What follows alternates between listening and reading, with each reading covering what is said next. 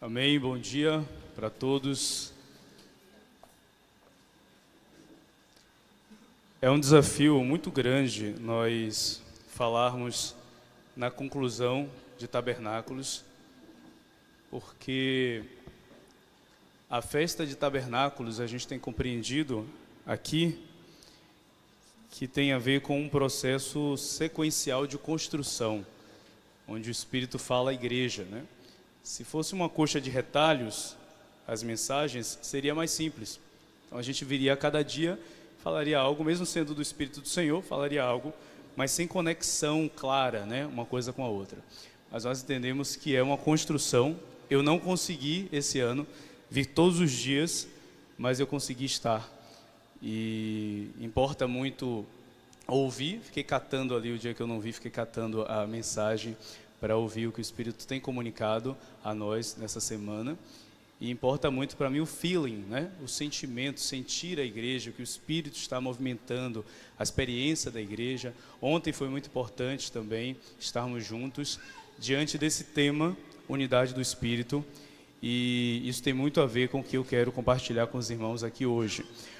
O nosso tema de hoje é a centralidade de Cristo como poder do Espírito, a partir do texto de Efésios capítulo 5, do versículo 1 até o versículo 20. Então você pode já abrir a sua Bíblia em Efésios capítulo 1. E enquanto você abre aí a sua Bíblia, vamos pensar um pouco sobre esse título, esse tema, a centralidade de Cristo como poder do Espírito. Quando nós falamos de tabernáculos, nós estamos falando de uma realidade de habitação e uma realidade de provisão de Deus. Então Deus estava provendo ao povo, mesmo quando o povo estava em cabanas vulneráveis, frágeis, onde a capacidade humana daquele povo era baixa, Deus estava presente, e uma das características da presença de Deus era a provisão, visto que aquele povo tinha poucos recursos, e Deus estava com eles durante lugares como o deserto. Então, uma evidência da presença, da habitação de Deus no meio deles, era justamente a fraqueza daquele povo. Então, a fraqueza do povo, diante da força dos povos com os quais eles se deparavam ali, mostrava muito claramente que a presença de Deus estava no meio deles. Isso vai ficar claro desde quando eles são libertos do Egito, a forma apoteótica com que aquilo aconteceu. Um povo escravizado não tinha condição alguma de libertar-se de um dos maiores impérios da época, e Deus foi destituindo as potestades do Egito e fez milagres, sinais, prodígios e maravilhas para libertar o povo. A gente conhece muito bem: coluna de fogo, coluna de nuvem, a mar se abrindo. Então a vulnerabilidade do povo era uma plataforma para que a presença de Deus se evidenciasse ainda mais. Então, quando falamos de tabernáculo, habitação e provisão caminham juntos, né? É interessante isso, porque se nós estivermos num momento de poucos recursos, de poucas possibilidades, tabernáculo é um tempo para nós, porque tem a ver com aquilo que não é construído pelo braço humano, mas por aquilo que é construído por Deus. O tabernáculo sempre, o primeiro foi o Jardim do Éden, foi Deus que plantou, não foi Adão que plantou. Ele tinha que cultivar, mas Deus plantou no meio da terra árida. Então é no meio de realidades áridas que tabernáculos aparecem, e Deus que planta tabernáculos, e pôs o homem ali, está tudo pronto. Deus comprou a casa, mobiliou a casa, pintou, arrumou, deu tudo certo, e Deus está habitando na casa e Ele convida. Aí a gente vai ver o tabernáculo de Moisés. Tabernáculo de Moisés, Deus mostra ele detalhe por detalhe no monte. Então Deus que constrói, porque é o Espírito de Deus que vem sobre Bezalel, sobre Aholiabe, sobre Moisés, para que seja construído. Então é um braço humano, mas não se apoiou na inteligência, na sabedoria ou na força humana, e sim na palavra de Deus. Quando nós olhamos à frente, vemos o tabernáculo de Davi, Então Davi recebe essa revelação de Deus a respeito do tabernáculo. Depois, à frente, o templo de Salomão. Davi queria construir e tinha poder para construir. Deus falou: não, não vai ser você. Não tem a ver com quem quer ou quem pode, mas tem a ver com a vontade de Deus. E então em Salomão foi construído. E depois, na restauração, a palavra de Deus é muito clara para Zorobabel. Deus diz para ele: Zorobabel, calma, não é por força nem por violência, é pelo meu espírito. Então Zorobabel estava no lugar certo, na construção certa, com a motivação certa. Deus só queria alinhar, calibrar. E eu creio que essa semana de tabernáculos também tem muito a ver com isso. Com estarmos no lugar certo, com a intenção certa, com a motivação certa, olhando para o lugar certo, mas ainda termos a necessidade de um certo alinhamento.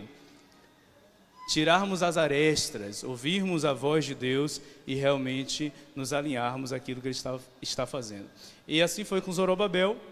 Depois, quando a gente olha para Jesus, é Ele mesmo que diz: olha, destruam esse templo, que em 3 dias eu o reconstruirei. E Ele estava falando sobre o seu próprio corpo, que é a igreja. Então nós, como templo, também não fomos construídos por nós mesmos. Seres humanos não constroem igrejas. É uma verdade importante para a gente se lembrar, né? A gente pensa que a gente pode construir uma igreja, aluga um local, levanta paredes, qualifica um grupo de músicos, compra instrumentos, construir uma igreja. Não, não é uma igreja. Tabernáculos são construídos apenas por Deus, e a igreja é um tabernáculo. Então, a habitação evidencia a provisão. Se você tem necessidade, Deus vai te responder com provisão.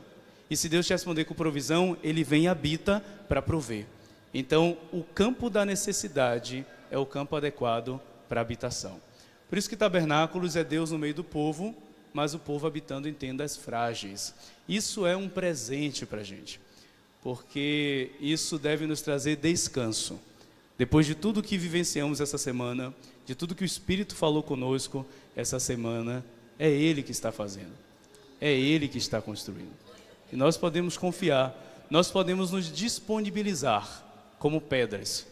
Então eu estou aqui, Senhor, eu sou uma pedrinha, talvez muito pequena, será que vai fazer diferença? O edifício espiritual que a igreja é edificado e construído com pedrinhas vivas. O diminutivo é importante ali. São pedras que você pode pensar: olha, se eu não estiver no meio dessa construção, não vai fazer diferença. Vai ser a mesma coisa sem mim. Para Deus, não. Ele calculou, como bom engenheiro, como bom mestre de obras, ele fez todo o projeto e ele sabe exatamente onde a pedrinha vai se encaixar. Então nós podemos nos disponibilizar e deixar que o grande construtor e arquiteto vai construir, está construindo a sua casa. Isso tem muito a ver com a centralidade sumiu de Cristo com o poder do Espírito. Porque quando nós nos dispersamos de Jesus e outras coisas viram prioridades para nós, a gente perde a habitação. No meio dos louvores, o Senhor está entronizado, na exaltação a Ele, de quem Ele é. Ele começa a ser centralizado no nosso meio, o nome sobre todo nome, o mais importante do nosso meio, e Ele habita no meio de nós.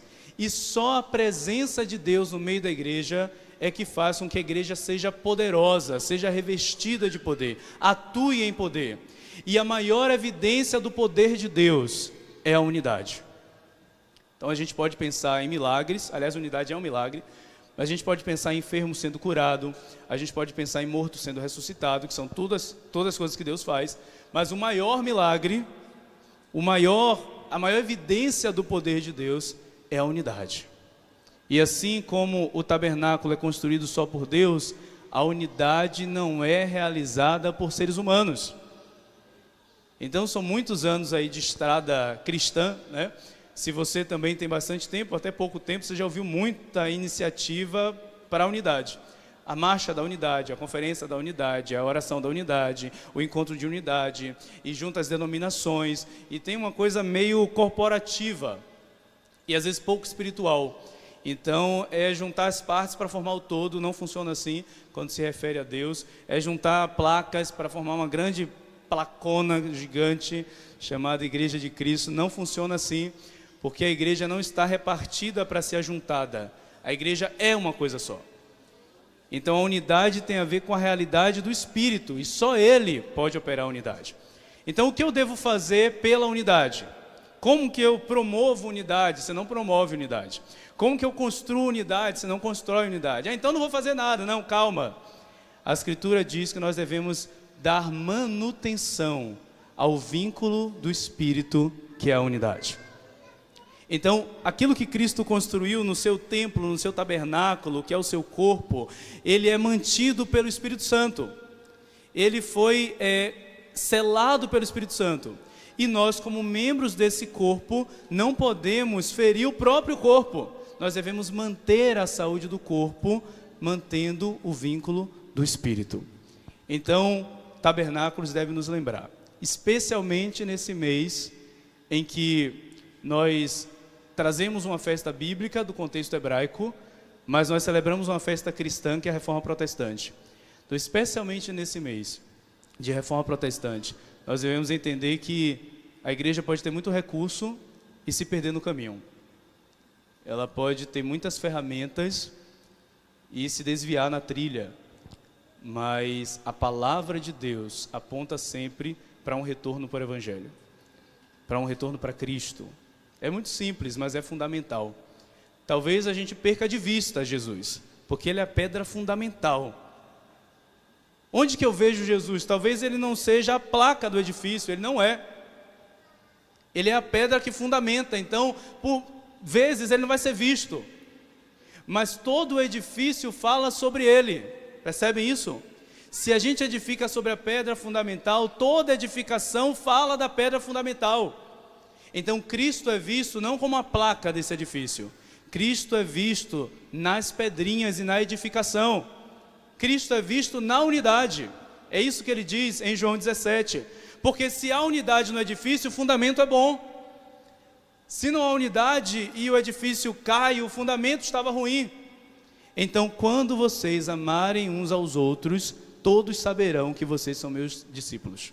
Percebe? Quando houver unidade entre vocês e vocês trabalharem para manter o vínculo do Espírito, que é a unidade, então todos saberão que vocês são o corpo de Cristo e que a pedra fundamental chamada Cristo está debaixo de vocês. Então é uma grande responsabilidade e uma maravilhosa lembrança para nós pensarmos sobre isso. Indo para o texto, Paulo, quando escreve a igreja em Éfeso, ele escreve uma carta circular.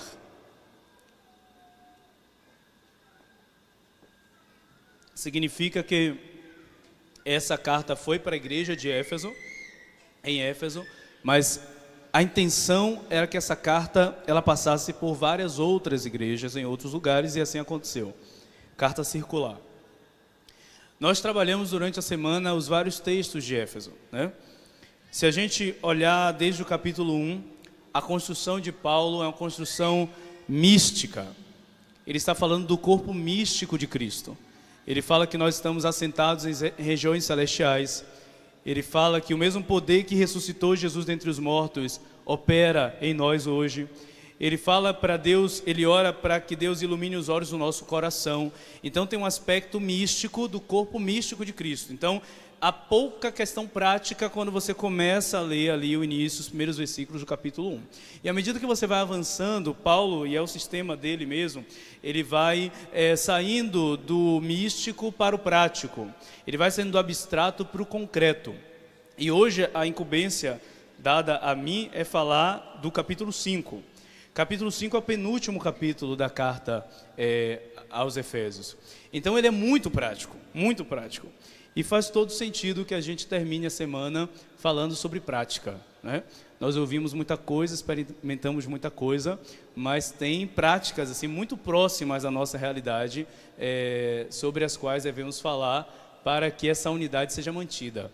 E a isso eu chamo de aspectos práticos da unidade cristã. Vamos ver que tipo de postura a gente deve tomar para manter o vínculo do Espírito, que é a unidade. Versículo 1. Portanto, sejam imitadores de Deus como filhos amados, e vivam em amor, como também Cristo nos amou e se entregou por nós como oferta e sacrifício de aroma agradável a Deus. Então, primeiro ponto, já que a palavra de Paulo no capítulo 5 é sobre prática, eu vou falar de pontos práticos. Primeiro ponto da nossa prática, o que eu tenho que fazer? Sejam imitadores de Deus. Então, nós queremos vivenciar a unidade do Espírito, sejamos imitadores de Deus. Mas quando a gente fala as coisas assim, muitas ideias aparecem, né? O que seria imitar a Deus? Aí você pensa uma série de coisas possíveis. O texto não deixa espaço para ideias. Ele já vai designar o que é essa imitação, quando ele diz, olha, vocês vão ser imitadores como filhos, ou seja, os filhos imitam ao pai, aprendem com o pai, querem parecer com o pai, então vocês são filhos amados e devem imitar o pai. Como deve fazer isso? Olhando para o Filho, que é Cristo, e percebendo que nós devemos viver em amor. Esse é o ponto aqui do apóstolo para a igreja. Vocês devem imitar a Deus como filhos amados. De que maneira devem imitar a Deus? Vivendo em amor. Essa é a resposta. Mas também aí tem muito espaço para a gente divagar, né? A gente vai pensando em muita coisa a respeito de viver em amor. O que é viver em amor? O que seria o amor, amar? São coisas que estão em disputa aí. Pessoas pensam que amor é uma coisa, amor é outra coisa, e tem muitos conceitos. Então Paulo vai dizer, como vocês vão viver em amor? Como Cristo nos amou, se entregando por nós como oferta e sacrifício de aroma agradável a Deus. Estão comigo? Para manter o vínculo da unidade, devemos ser imitadores de Deus, porque somos filhos de Deus. E a forma de imitar a Deus é vivendo em amor. E a espécie de amor é o amor que se entrega a Deus pelo outro. Ou seja, para manter o vínculo da unidade, eu preciso ter uma vida entregue a Deus. É interessante pensar sobre isso, porque quando a gente fala da nossa vida entregue a Deus, a gente sempre pensa na responsabilidade com a nossa própria vida. Aquela expressão, a salvação individual, né? Eu tenho que ter responsabilidade pela minha vida espiritual. Ora, não apenas isso. Entregar-se a Deus é responsabilidade pela vida do outro. Porque quando nós não entregamos a nossa vida a Deus como oferta agradável, o vínculo da unidade começa a se perder no nosso meio. Ou seja, eu me entrego a Deus por mim, mas eu devo me entregar a Deus também pelo outro. Porque quando eu me entrego a Deus como sacrifício, todo o corpo de Cristo é beneficiado por essa entrega. Então o corpo opera a sua própria edificação. De que maneira? Quando eu me entrego ao Senhor. Cristo se entregou não por Ele mesmo. Ele não precisava se entregar. Ele se entregou pensando no outro. Então uma coisa que Tabernáculos faz para nós é redimensionar o nosso pensamento. Existe no evangelicalismo um vírus muito forte, que é o vírus do individualismo, onde a gente corre a nossa própria carreira, pensa em nós mesmos. Não tem como ter unidade em pessoas que pensam nos projetos pessoais. É difícil, vira uma torre de Babel. Cada um está falando uma língua, todo mundo quer construir uma torre. A igreja não é uma torre, a igreja é uma casa. Tem a ver com família, tem a ver com gente que pensa no bem comum. Então, a primeira coisa que a gente deve deixar de lado é o egoísmo, o egocentrismo e o individualismo na jornada da unidade. E isso, como disse nosso irmão Jorge aqui, custa. Custa muito não viver para si mesmo. Custa mais viver para si mesmo, no final das contas. Mas no caminho, custa muito não viver para si mesmo. Custa muito colocar o viver entregue a Deus pelo outro em amor como um princípio de vida. Significa que as suas decisões financeiras vão passar por esse princípio, em pensar em se entregar a Deus pelo outro. Significa que as suas decisões de moradia vão passar por esse princípio, em se entregar a Deus pelo outro. Significa que as suas decisões de vestes e de roupas vão passar por esse princípio de se entregar a Deus pelo outro. Significa que agora a sua vida vai ser configurada em eu preciso ser uma oferta a Deus para que o outro seja abençoado. Essa tem que ser a nossa preocupação na unidade do Espírito. O outro deve permear o nosso pensamento, porque o grande mandamento é esse. Ele coloca diante de nós Deus e o outro. ame ao Senhor teu Deus sobre todas as coisas e ao seu próximo como a você mesmo. Ou seja, o amor aí é o eixo da ação. Toda a minha atitude, ela tem diante de mim Deus e o outro. O louvor a Deus e o benefício do outro. A adoração a Deus e a bênção ao outro. É assim que se mantém o vínculo. Parando de pensar tanto na gente mesmo e em como a gente persegue o nosso próprio projeto. Na verdade, o que parece é que de maneira satânica, essa escolha individualista perverte o processo. Então, quando eu deixo de me entregar a Deus pelo outro e busco usar a Deus em favor de mim mesmo, eu passo por cima do outro. O outro deixa de ter relevância para mim, importância para mim. Eu desumanizo o outro, eu desvalorizo o outro e eu passo por cima. Por quê? Porque eu tenho que chegar onde eu preciso chegar. Eu tenho uma carreira a cumprir, uma linha de chegada. Então a gente precisa abandonar isso. E isso é uma mudança de cultura, de mentalidade. Isso é uma mudança profunda que só o Espírito pode operar, mas que nós podemos e devemos dizer: eis-me aqui, Senhor. Eu quero viver essa unidade. Ontem eu vi tanta gente feliz ali, coração dilatado, os relatos de estarmos juntos, não é só sobre estarmos juntos, tem algo diferente, né? É isso que faz a fala surgir. Poxa, como foi maravilhoso, não é só sobre estarmos juntos, junta um monte de pessoa para ver o que acontece. Dá problema, né? Da briga, da confusão, um se ofende com o outro. Então se junta todo mundo e fica todo mundo dilatado, maravilhado, tem outro elemento ali. Além da amizade, além da junção geográfica, além do espaço que é interessante, tem presença de Deus. Então é muito maravilhoso quando a gente trabalha por essa realidade. Essa realidade é tão poderosa que ela transcende espaço geográfico. Então, muito bom que estávamos juntos ontem, espero que estejamos mais vezes, parabéns à organização aí desse dia especial. Mas a unidade vai além. O coração permanece conectado, a mente permanece alerta para o outro, mesmo quando não estamos no mesmo lugar geográfico. Porque o outro tem um lugar na nossa vida. E a gente tem ouvido cada vez mais sobre tirar o outro, para não se ferir com o outro, para trilhar sua jornada sozinho, livre de decepções, de traumas, de frustrações. E isso é infantilidade. Porque pessoas maduras sabem que na vida vão se decepcionar. Então esperam o tanto que tem que esperar. E mais ainda, se doam mais do que esperam. Essa é a diferença. Quem se decepciona é que está esperando muito do outro. Quem se doa muito, não tem por que se decepcionar. Se está doando, ou a gente está emprestando. A gente diz que está doando, mas é empréstimo. Ou seja, você faz, você quer em troca. Você quer gratidão, você quer reconhecimento. Isso não é doação, isso é empréstimo. Isso é investimento. Isso não tem a ver com doação. Doação você dá, acabou. O que é que a pessoa vai fazer com isso? Não sei, já dei a ela. Agora, investimento você quer o retorno. Eu investi a minha vida na pessoa, então eu quero um retorno. Com juros. Ela vai ser muito grata, ela vai me amar muito. Isso é investimento. Jesus não investiu, ele se doou.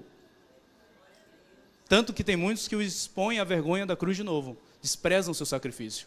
Ele se doou. Então, quem tem um coração que se doa, não se decepciona. Porque a decepção tem a ver com a expectativa, não com doação. Você acha que Deus se decepcionou conosco? Jamais. Ainda que sejamos infiéis, Ele permanece fiel à sua palavra. A decepção tem a ver com a expectativa, e Deus não nos manda colocar expectativa no outro. Expectativa em Deus e no outro, doação. Doação.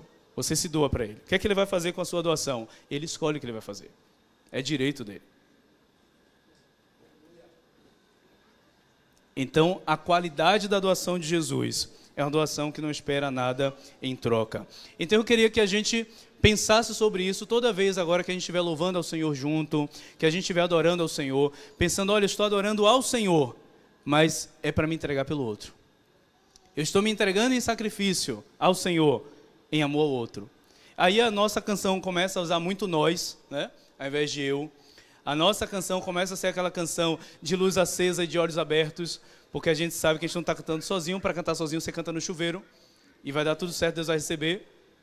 Aqui nós temos a bênção da comunhão, o privilégio das vozes se unindo, do calor humano, de cantar e dizer, eu não louvo ao meu Senhor sozinho, porque não é meu Senhor apenas, é Pai Nosso. Essa que é a bênção da igreja. A bênção da igreja é livrar o ser humano da orfandade. Porque família não é só ter pai e mãe, família é ter irmãos. Essa que é a bênção. Jesus morreu para que a gente tenha um pai, mas não é o meu pai como irmão egoísta, como filho egoísta. Jesus morreu para que tenhamos um pai, e tendo um pai, tenhamos irmãos. E deixa eu te falar, Jesus não é nosso pai. Jesus é filho de Deus. E ele diz que não se envergonha de nos chamar de irmãos. Percebe? Ele desfruta da bênção de ter irmãos. Ele desfruta da bênção, olha que coisa teológica maluca agora, mas vamos lá. Ele desfruta da bênção de ser igreja conosco.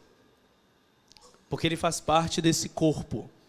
A igreja é Jesus, porque é o corpo de Jesus, e Jesus é a igreja no sentido de que é o corpo. O corpo é dele. Ele desfruta dessa bênção. O que é que a gente está fazendo com essa bênção? Por vezes somos como o filho mais novo, o pródigo, estamos com problema com o pai, matamos o pai no coração, pedimos a herança e vamos embora. Mas por vezes somos como o filho mais velho. Temos problemas com o pai, mas o nosso principal aspecto, a gente não entendeu a família. Então quando o irmão chega, a gente fala, ele está recebendo mais do que eu, o Senhor ama mais ele do que eu. Não entendemos família. O pai tentou reconfigurar o olhar daquele filho, dizendo, seu irmão estava morto e reviveu, é seu irmão, vamos fazer uma festa, você já tem tudo que é meu, é seu. Mas ele tinha perdido tudo, ele está recebendo de volta. Pensar no outro, olhar para o outro, esse é o evangelho de Jesus. Numa era em que as palestras falam o contrário, nós precisamos levantar essa bandeira, de que não somos crianças com medo de se machucar e se ferir. Nós somos igreja de Cristo, maduros em Deus, para lidar com relacionamentos. Amém? Então aqui começa o versículo 1. Versículo 2, ele diz uma outra chave importante para nós. Entre vocês não deve haver nem sequer menção de imoralidade sexual. Olha aqui, ele não está falando que não deve haver imoralidade sexual, é óbvio que não deve haver. Mas ele está indo além. Entre vocês não deve haver sequer menção de imoralidade sexual, nem de nenhuma espécie de impureza ou de cobiça, pois essas coisas não são próprias para os santos. Não haja obscenidade, nem conversas tolas, nem piadas indecentes, que não são apropriadas, mas em vez disso, ações de graças. Olha que interessante isso. Primeira coisa, para manter o vínculo da unidade, sejam imitadores de Deus. Segunda coisa, cuidem da língua. Está tudo difícil, né? A 1 é difícil, a 2 é pior. Cuidem da língua. Uma igreja que não cuida da língua é uma igreja dividida, faccionada e destruída. Se tem uma coisa que pode destruir a igreja, é a língua. Foi isso que Satanás usou para destruir o tabernáculo do Éden, a língua da serpente. Por isso que a serpente falou. Se a serpente não falasse, não tinha destruído o tabernáculo. Porque a serpente mordeu Paulo e ele foi ileso do veneno. Mas o falar atinge o coração, não a saúde do corpo. Atinge a alma. Então, é a língua a única capaz de dividir a igreja. Mas que língua? A sua. É a sua. A minha. A única língua capaz de destruir a igreja. Então ele vai dizer, atentem à linguagem, à intenção da linguagem. Eu disse isso por quê? Eu falei aquilo com a pessoa por quê? Qual era a minha intenção em falar isso? Reavaliar. O exercício de toda noite, né? Você pensar tudo que você falou no dia. Fala, poxa, eu acho que eu falei aquilo ali para quê? Ia construir em quê? Em nada. Então amanhã eu vou ter que procurar essa pessoa e dizer, me perdoe, eu falei uma coisa que não tinha nada a ver eu falar aquilo. Para que você disse aquilo? E tem um negócio na língua que ela é o órgão do corpo que mais sente a carnalidade. Porque ela coça. Ela é o ponto do corpo humano que materializa o que é espiritual. Então tem uma carnalidade que é algo espiritual que fica na sua língua, ela fica quase endemoniada, ela fica coçando. Você sabe que aquilo não é legal de falar, mas você tem que falar. É assim que sai o palavrão, ele precisa sair, é algo que está dentro, precisa sair pela língua. É quase que uma possessão demoníaca. E você não consegue controlar, eu tinha que falar. Percebe? Gente crente com língua endemoniada. Pois é. Então o corpo todo está. Língua da serpente. Então qual era a intenção? Avalie a intenção do coração. Pensar antes de falar é questão básica. Para que eu vou falar isso? Avalie também o conteúdo. Então às vezes a intenção é a melhor. Você já avaliou a intenção. Você quer abençoar a pessoa. Mas o que você disse não abençoa. Então não basta a intenção. Tem que ver o conteúdo. Qual o conteúdo do que eu falei? Ah, mas como eu vou saber então o conteúdo que abençoa? Palavra de Deus. Fale entre vocês, já estou dando spoiler agora ao final, então vou segurar isso. Isso aí é outro ponto. Mas é a palavra de Deus. Então o que não devo fazer? Não devo ter uma intenção de destruição. A palavra torpe tem a ver com um torpedo lançado para destruir. Não devo ter um conteúdo que não vai acrescentar em nada. Tenha noção. Isso não é nem espiritual, é básico. E a forma, como eu vou falar. Então eu tinha a intenção certa, o conteúdo era certo, mas eu não falei na hora certa e da forma certa. Família é assim. Você sabe que você tinha toda a boa intenção na hora que você foi falar com a sua irmã. Você falou a coisa certa, mas você sabe que foi na hora errada e deu uma briga tremenda. Sabedoria. Fórmula te diz sobre conteúdo. Mas sabedoria é sobre como aplicar na situação, no tempo, para a pessoa que você vai falar. Então, se alguém tem falta de sabedoria, peça a Deus. Então, nós devemos cuidar do que nós dizemos e nós devemos cuidar do que nós ouvimos. Então, coisa interessante é que baiano tem o costume de fazer piada indecente, né? Não na igreja de Jesus. Paulo fala, nem se nomeie entre vocês. Ah, mas é uma piada, nem se nomeie. Essas coisas não devem nem participar da nossa linguagem. Se a gente não purificar a língua, a gente não vai conseguir entrar no que Deus está fazendo. Isaías entendeu isso. Aí o anjo veio com Atenaz e purificou a língua dele. Por que não queimou? Se fosse Pedro, né? Ia dizer, Senhor, então queima logo o meu corpo todo. Por que não queimou? Acho que essa aí ele ia segurar. Então, por que queimou a língua, né? A grande questão de Isaías era, olha, eu sou um homem de lábios impuros, habito no meio de impuros lábios, o pecado estava na língua, o que estava acontecendo? É o lugar que tem que ser purificado. Purificarmos a língua, guardarmos o ouvido com relação ao que a gente ouve. E não mencionarmos no nosso meio nenhum tipo de imoralidade sexual, nem conversa que não produz nada, conversa tola. Versículo 5. Porque vocês podem estar certos de que nenhum imoral, ou impuro, ou ganancioso, que é idólatra, porque idolatra o dinheiro, o ganancioso, tem herança no reino de Cristo e de Deus. Ninguém os engane com palavras vazias. Olha que interessante. Por que guardar o ouvido? Porque tem uma espécie de palavra que destrói a igreja, que são palavras vazias. O que é palavra vazia? Ela é inchada, ela tem pompa, ela tem aparência, mas ela não tem substância. Isso tem invadido os púlpitos.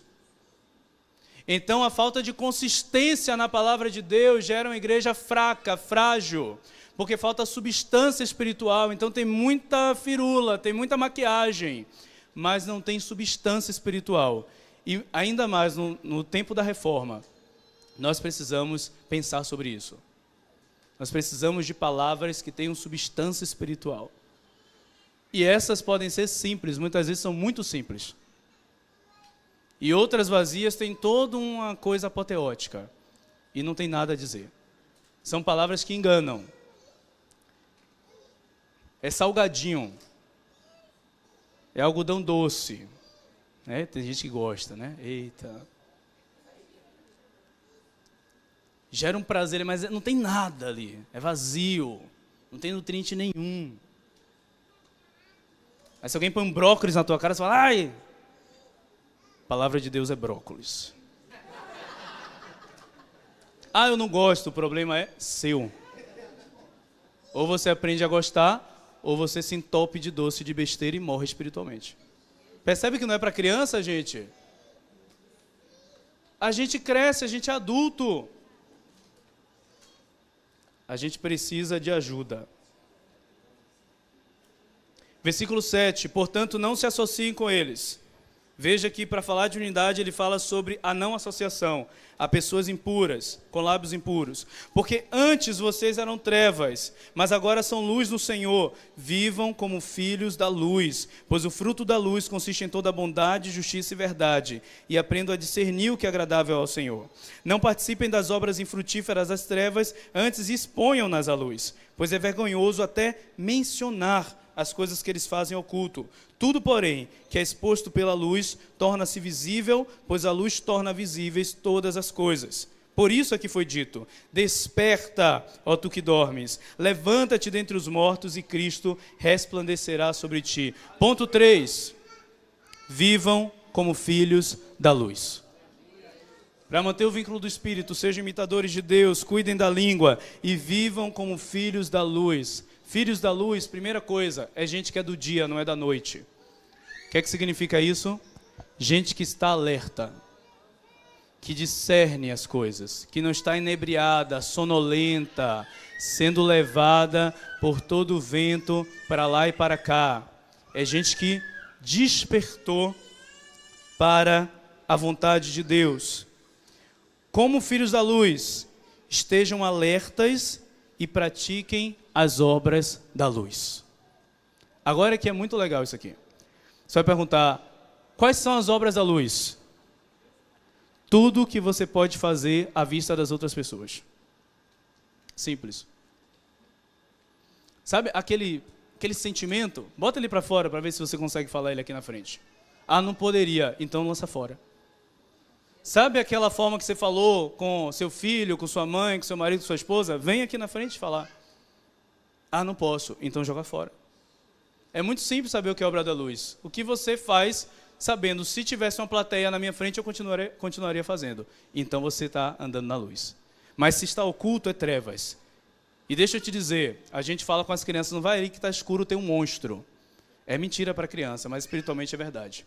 Nas trevas habitam os piores demônios que a gente imaginar. Porque a gente entra ali e a gente vai sendo cooptado por mais densas trevas, mais densas trevas, mais densas trevas. E aquilo que era uma coisinha oculta, vira uma vida oculta. Depois vira uma vida dupla. Depois você já está perdido. Então, como cristãos, a gente tem que andar sabendo que a gente tem plateia.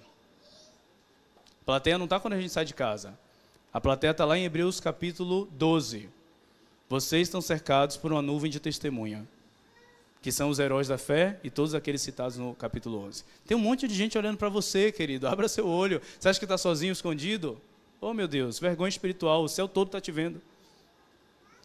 A gente fica pensando, né? Quem tem mais tempo de convertido sabe disso. Daquela fala de que no juízo final ia aparecer um telão de cinema, mostrando todas as nossas ações. A gente fica, meu Deus, já faz isso, já está acontecendo. Está todo mundo olhando, dizendo, olha lá. Vivam na luz e andem na luz. Se tem alguma impureza no seu coração, se você guardar nas trevas, vira obra das trevas. Se você andar na luz, encontra um irmão de confiança, líder de igreja caseira, expõe logo, joga logo na luz, você vai ser liberto disso. E isso mantém o vínculo da unidade. Porque o pecado de um na tenda de Israel fez com que todo o povo tivesse sob maldição, até que se achassem quem estava o pecado. Então, se está com você, você joga logo na luz. Não está mais comigo.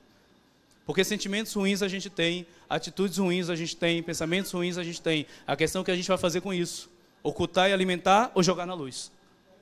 Veio, joga na luz. Como é que eu jogo na luz? Expondo ao outro. Como é que eu exponho ao outro? Aí tem todo o sistema e o mecanismo. Confessar, buscar o líder da igreja caseira, buscar o pastor. Dizer, olha, esse sentimento está me pegando, eu preciso de libertação. Alguém vai orar por você, vai te acompanhar. Não é instantâneo, tá bom? Alguém vai botar a mão na sua cabeça, vai orar. Ah, estou livre. Não, você vai fazer de novo. Você tem que ser acompanhado, tem que ir se desintoxicando. Mas é o compromisso de se entregar a Deus pelo outro. Preste atenção. Por último, versículo 15. Ele diz, tenham cuidado com a sua maneira de viver. Que não seja como insensatos, mas como sábios.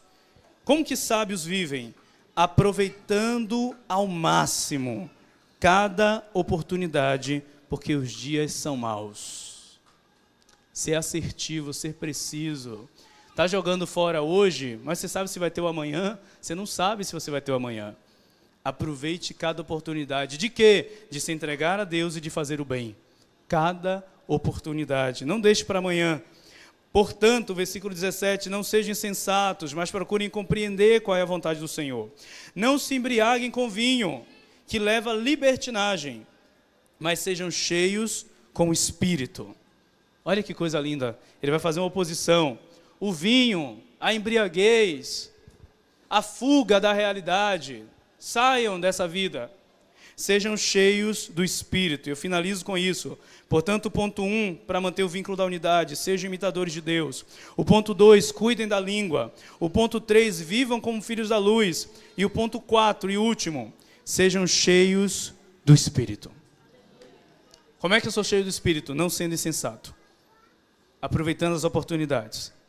Não me embriagando nas coisas da vida, com o vinho e tudo que me embriaga, com reels, com o que me faz fugir da realidade para distrair a minha mente, me embriagar, com os stories, com o entretenimento, com tudo que é a fuga da realidade, para roubar a minha alma, através dos meus olhos e dos meus ouvidos. Ao contrário disso, sejam cheios do Espírito. E eu gosto de Paulo porque ele é prático. Porque novamente a gente pensa que é cheio do Espírito. Vou para a conferência, levanto a mão, fico estribuchando, cheio do Espírito. Não é isso que ele está falando. Pode até acontecer isso. É até bom. Mas não é necessário. Nem essencial. Tem nada a ver. Ser cheio do Espírito é o quê? Versículo 19. Falando. Sejam cheios do Espírito falando. Sabe a língua que você não pode usar para tudo aquilo que a gente falou antes? Ela não tem que ficar parada e guardada, porque você não vai conseguir. A gente foi feito para falar. Uma das características de sermos imagem e semelhança de Deus é que a gente fala. Você tem que usar a sua língua. Se você não usar para o que deve, vai usar para o que não deve. Então tem que falar. Sejam cheios do Espírito, falando. Falando a quem e o que? Falando uns aos outros, isso em todas as oportunidades possíveis, com salmos, hinos e cânticos espirituais, cantando, louvando ao Senhor de coração, sempre dando graças a Deus Pai por todas as coisas, em nome do nosso Senhor Jesus Cristo. Como é que a gente enche o vaso? Falando.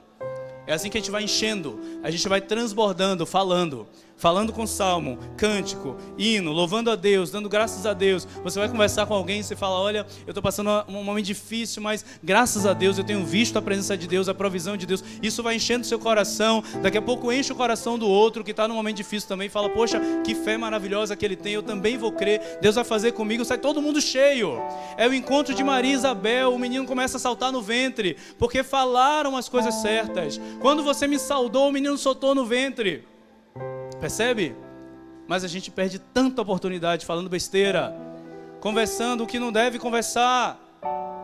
Reunião de igreja caseira é para treinar, que a gente pode comer à mesa se edificando, numa lanchonete, em qualquer lugar que a gente estiver, aproveitando as oportunidades.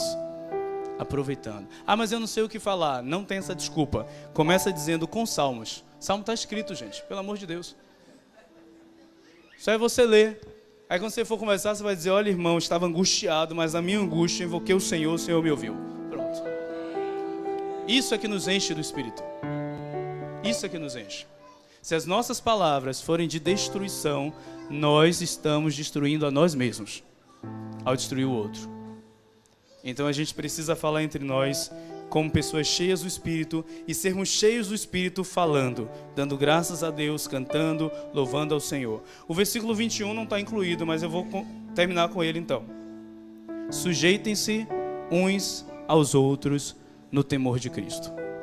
De tudo que foi falado, essa é mais difícil. Honre seu irmão, ele tem tanto a te acrescentar. Não é só o pastor que tem a te acrescentar. A gente precisa mudar a nossa escala de valores. A gente ouve gente com mais atenção e outros com menos atenção. A gente ouve o pastor falar com o coração aberto, mas ouve o irmão falar dizendo, ele sabe menos. Honre a pessoa que está do seu lado. Jesus está aí falando com você e você não está ouvindo. Sujeitem-se uns aos outros. Prefiram o outro em honra. Valorize o que Deus está fazendo no outro. Se conheçam não segundo a carne, mas segundo o Espírito. Isso vai fazer a gente crescer. Quando um prefere o outro em honra, não tem como a igreja perder o vínculo da unidade. Ninguém está pensando em si. Cada um não tenha o seu como apenas seu, mas como nosso. Isso não pode ser discurso, tem que ser prática. Tem que ser prática. Entendam que isso foi escrito para dizer, vocês só vão conseguir ser igreja assim. A gente olha e fala, olha como está a igreja. Não, olha como estamos nós. A gente precisa seguir isso aqui. Amém? Então eu queria que a gente orasse. Queria que você levantasse aí do seu lugar.